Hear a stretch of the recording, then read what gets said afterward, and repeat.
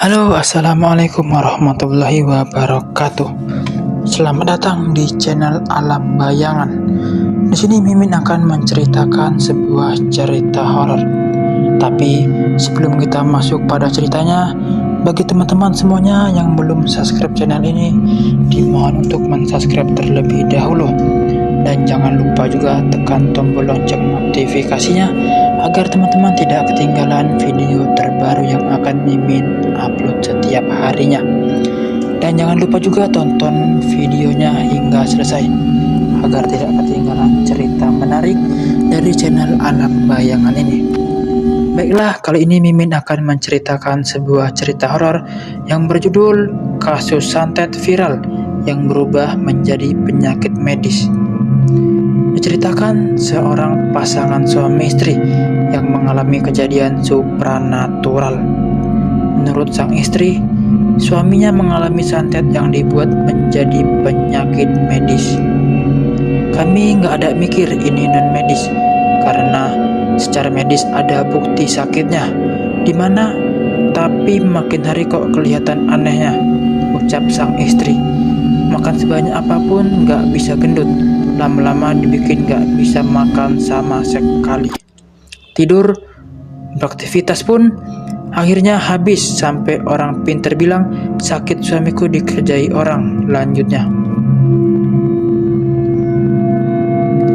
Hingga kemudian mereka bertemu dengan seseorang yang mengatakan bahwa si suaminya tersebut sudah dikafani. Yang nyantet kontraknya pakai nyawa. Dia mengincar suamimu sampai meninggal. Singkat cerita, dibantulah. Kita dapat perjalanan spiritual yang tidak diduga-duga. Ya Allah, alhamdulillah, terima kasih sudah ditemukan sama Om ini, kata sang istri. Apakah benar adanya santet yang dibuat menjadi medis seperti yang dialami oleh suami istri di atas? Urbanasia mencoba menanyakan hal ini kepada praktisi supranatural, yakni Ki Geni Seketi. Ia menjelaskan santet merupakan sebuah serangan tak kasat mata yang bertujuan untuk menyakiti seseorang dengan tindakan sihir atau goib. Namun demikian, santet kerap berujung pada masalah medis yang bahkan bisa sampai meninggal dunia. Menurut Ki Geni, santet tak hanya menyerang fisik, melainkan juga mental. Ada 3 titik lemah dalam diri manusia yang sering menjadi sasaran, yakni pikiran, hati, dan pendengaran. Saat ketiganya lengah, disitulah sihir bisa mudah memasuki tubuh seseorang dan kemudian menjadi penyakit medis. Lebih lanjut, ia menjelaskan santet yang dikirim ke seseorang memang awalnya tidak bisa diprediksi secara medis. Padahal sebenarnya ilmu sihir tersebut arahnya ke medis yang proses perlahan menunggu mental atau pikiran target kacau. Efek santet secara mental dan medis itu beriringan, karena ketika seseorang drop, merasakan keluhan yang tidak enak di dalam dirinya, ia akan putus asa, kepikiran, dan lama-lama yang bikin ia akhirnya terserang medis juga. Cara kerjanya cukup cepat, itulah santet. Ki Geni bercerita, dari sekian banyak kasus, tak sedikit pasien yang bolak-balik ke rumah sakit untuk mengecek keluhan yang dirasakannya. Namun hasilnya nihil. Untuk itu, ia menyarankan agar korban memeriksakan penyakit ke beberapa rumah sakit untuk membandingkan diagnosis dokternya. Makanya ketika ada keluhan aneh di tubuh, coba bawa ke beberapa rumah sakit untuk dicek. Kira-kira diagnosanya seperti apa?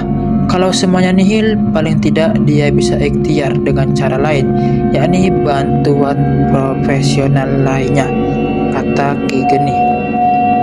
Santet kan jenisnya banyak banget. Ada yang mengarah ke penyakit, mental, bahkan jalan hidup seseorang. Contoh, racun yang masuk ke pembuluh darah, pecah, akhirnya orang itu dibikin stroke atau menyerang langsung ke jantung. Putus meninggal. Ada lagi yang menutupi rezekinya, kunci syahwat, ikat sukmanya, serta pemilik padepokan tanpa pendam tersebut. Lalu, bagaimana serangan sihir berupa santet dalam diri seseorang bisa hilang, Ki? Kata sang istri. Menurut Ki Geni, hal itu harus dikalahkan atau dilawan dari diri si korban.